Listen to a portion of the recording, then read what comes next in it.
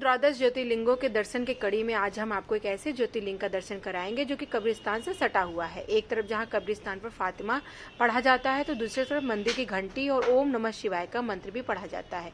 इस मंदिर की खासियत यह है कि जब ब्रह्मा जी ने 10 सहस्त्र वर्ष की तपस्या की थी, जिसके बाद सातों पताल फटकर एक ज्योति का उद्गम हुआ, जो कि ब्रह्म की नए आकार के रूप लेते हैं, जो कि अकारेश्वर के रूप में स्थापित है। इसके बाद कब्रिस्तान से सटे ओमकार विष्णु स्वरूप है, एक दोनों के बीच में शिव स्वरूप मकर है स्थापित है, और तीनों के दर्शन करने से ही ओमकारेश्वर के फल की प्राप्ति होती है। ओमकारेश्वर महादेव के प्रधान पुजारी हम हैं।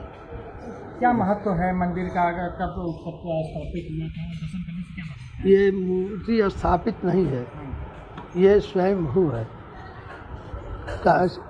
जब ब्रह्मा ने 10 सहस्त्र वर्ष तपस्या किया तो सातों पाताल को फोड़ करके ज्योति निकली। उस ज्योति में पहले ब्रह्मा ने अपने आप को देखा है, तो वो ब्रह्म की नाई आकार है। ऊपर जो टीले पर है वो ऊकार है, विष्णु स्वरूप है, और ये जहाँ नीचे मध्य में है ये शिव स्वरूप वो मकार है। इस तरह से ये ओमकारेश्वर है। तीनों के दर्शन करने से ही ओमकारेश्वर का दर्शन के फल की प्राप्ति है। यहाँ पर मुस्लिम बस्ती है बहुत, इसलिए बाहर के यात्री यहाँ आ नहीं पाते हैं, इसलिए यहाँ कोई भीड़ भाड़ नहीं होता है। महत्व क्या है मंदिर का दर्शन करने? मंदिर का महत्व यह है कि जिसने ओमकारेश्वर का दर्शन कर लिया वो ब्रह्मांड के समस्त तीर्थों का दर्शन कर लिया, और ओमकारेश्वर का दर्शन करके अन्यत्र कहीं जा करके उसका मृत्यु भी हो जाता है, अकाल मृत्यु भी हो जाती है, तो भी वो जननी के गर्भ में फिर आने के योग्य नहीं रहता है, उसको शिव लोक प्राप्त हो जाता है। बगल में कब्रिस्तान है, क्या जुड़ा है? भगवान यहाँ पे हैं, बगल में कब्रिस्तान है।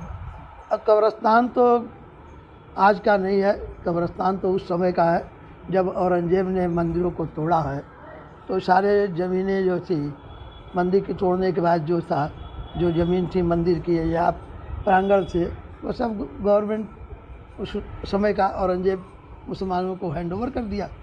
तो वो हैंडओवर कर दिया तो उस वक़्त से कब्रिस्तान है। कब्रिस्तान तो आज का नहीं है, 500-600 वर्ष पुराना है, कोई नया यहाँ कब्रिस्तान नहीं है। दर्शन कहा जाता है, दर्शन करने से जो ओमकारेश्वर प्रधान ज्योतिर्लिंग में फल मिलता है वही यहाँ पर मिलता है। काशी में 12 ज्योतिर्लिंग है, जो 12 ज्योतिर्लिंग काशी में है उस सभी का दर्शन करने से जो अलग अलग क्षेत्रों में है, जैसे महाराष्ट्र में, नासिक में और रामेश्वरम, ये सब जो दूर बाहर के जितने मंदिर तीर्थ है उस सब तीर्थ काशी में 12 ज्योतिर्लिंग है, समझे। तो उनका दर्शन करने से वही फल प्राप्त होता है जो वहाँ जाकर के दर्शन करने का फल प्राप्त होता है। यहाँ 75% वास करते हैं, वहाँ 25% वास करते हैं काशी। मंदिर का दर्शन के बारे में लोगों ने यही मुझे बताया है शास्त्रों के हिसाब से कि यहाँ ब्रह्मा जी ने तपस्या किया है, और ब्रह्मा जी के तपस्या करने पर वो अकार स्वरूप ब्रह्मा जी और मकार स्वरूप महादेव जी, उकार स्वरूप विष्णु जी, भगवान भोलेनाथ जमीन फोड़ करके आए और भगवान विष्णु ऊपर से आए। तीनों लोगों का संगम हुआ, यहीं पे ओमकार की उत्पत्ति हुई। ओमकार यहीं से ओम शब्द का उत्पत्ति हुआ, आ ओम में तीनों समाहित हो गए। यहाँ दर्शन करने से क्या लाभ मिलता है?